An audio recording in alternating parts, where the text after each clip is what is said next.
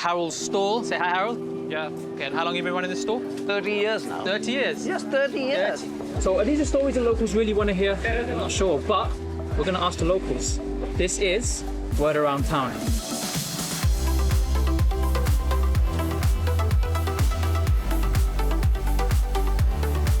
I just found another amazing good news story and I'm so excited to share it with you because, as we all know, we could all do with a bit of good news. I've decided I'm going to start making videos about all the latest news in future and sustainable technology. Every news channel's been reporting on this story, but let's dive a little deeper into it.